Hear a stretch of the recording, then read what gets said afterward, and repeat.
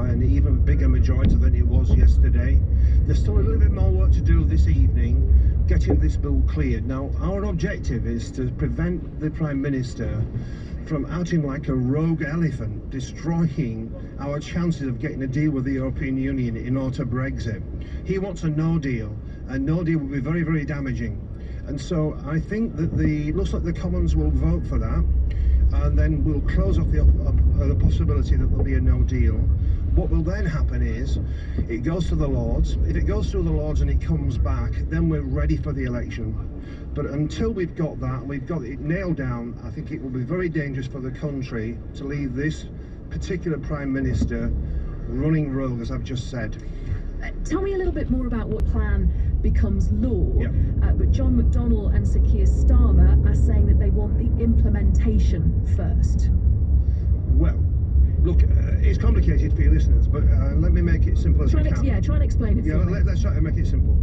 There are three options in front of the country. One is we simply remain and ignore 17.5 million voters. I don't think there's large numbers of people who would not be happy with that. The second is we try to Brexit, but with a deal which works, which saves jobs. And the third one is we jump off a cliff, what we call a no-deal Brexit, which would be there was no deal at all with the European Union, we simply leave. That appears to be Boris Johnson's favourite option. What the House of Commons is doing now is trying to rule out that cliff edge, jumping off into the darkness Brexit. If we're successful in stopping him, then clearly he wants an election, and so do we. And remember, he just expelled 20-odd members of his party. I know. Look, I'm still trying to get the clarity, though, that I think we're both searching for. When you say stopping him, are we talking about, as Jeremy Corbyn says, as soon as the bill becomes law, or as John McDonnell and Sir Keir Starmer say, when it's actually implemented, so after the 31st of October? Here is the test. So if we pass a bill today or tomorrow, whenever the Lords deals with it, and it prevents him from having a no deal, but we then go into an election. If the election's held on the 15th, what's to stop him from them coming back and then reversing the law we've just passed today? So we've got to have this nailed down.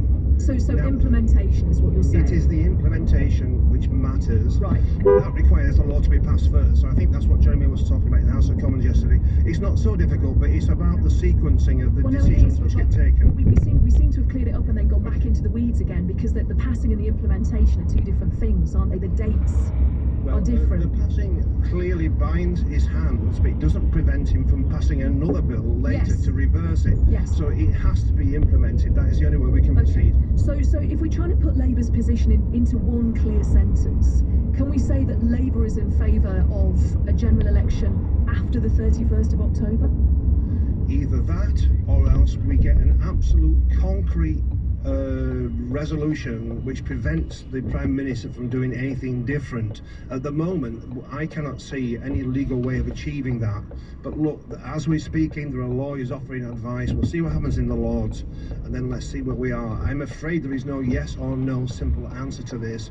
What we have is a very, very dangerous situation for our country, and we cannot allow no deal simply to happen. A final thought for now, because I know you need to be elsewhere. Yeah. Obviously, the Conservatives are pointing the finger very firmly at Jeremy Corbyn and saying, you've been asking for a general election for a really long time now.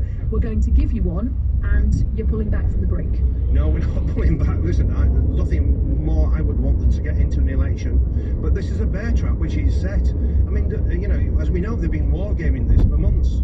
And it's a bear trap. He wants us to call an election, which then leaves him free to deliver what we think will be so damaging to our country. We're not going to go into a bear trap set by a Tory rogue elephant Prime Minister, the kind we've got at the moment. Look, he's destroying the Tory party. He's about to destroy the country as well. Look how reckless he is. Well, we'll wait and see. John Trickett, thank you. The Shadow Minister for the Cabinet Office, Labour MP, of course. I mean, part of this is the machinations, isn't it? The dates, when something is implemented, when it isn't. It is almost certain that Boris Johnson's vote for an election won't get through tonight. Will it happen in the next few days? We're going to explain all of this for you, I promise, on 5 Live over the coming days and weeks. It's 5:30 now.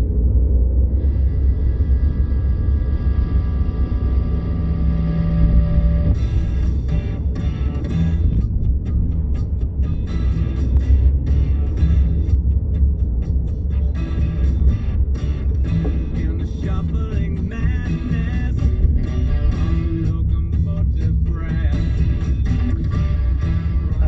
could be forgiven for thinking that's an aftershave advert from the 1970s. Steady on.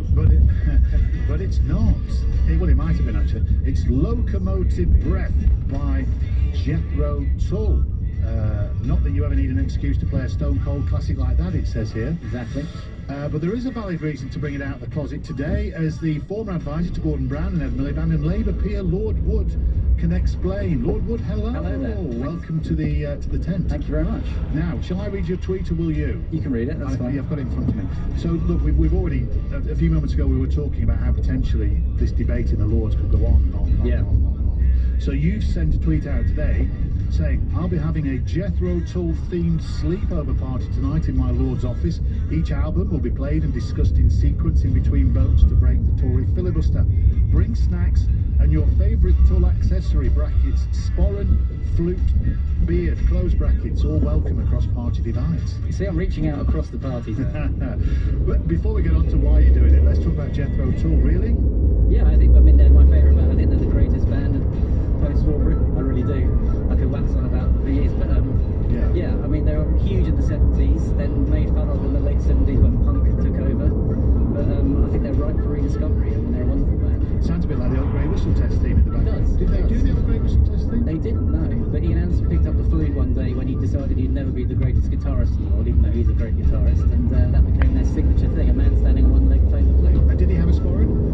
He had a spar in the late 70s, just when everyone else was getting hairpins and no heathpins, so he was a man out of time, I'm afraid, in the late 70s. I almost feel like I'm John Humphries and this is your specialist subject. It is exactly.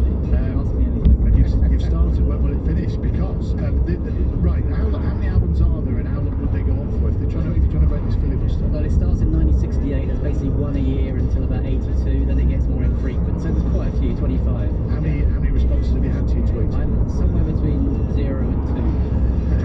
And he wasn't complimentary. No. Look, so it is going to be a long one. I mean, perhaps you can enlarge on what Bridget was saying earlier. Yeah. Can the Conservative peers filibuster this bill out of here? Well, they could. The Lords has this convention, which is that there is no structure on the debate, there's no time limits. So in order to get a guillotine, in order to get the vote curtailed, you have to have a motion which basically brings it to an end, and that's what today is all about. And so that motion to actually have a time limit is itself being filibustered with over 90 different proposals. Right, and here's the key thing. Yeah. 90 different amendments that could have 2 votes on each of them. Yeah. How long do they have to filibuster for it to prevent it going through? Well, they could keep going. I mean, we are prepared, even though we hope it doesn't come to this, to be going through all day, all night for the next 4 or 5 days, all through the weekend. Until Parliament's prorogued. Well, it's possible from Monday that Boris Johnson could prorogue Parliament. So that I guess the arch filibusterers in the Lords are hoping that if they can keep going and they don't drop dead before then, that they can keep going till Monday morning. Yeah. So that could happen. It's theoretically possible.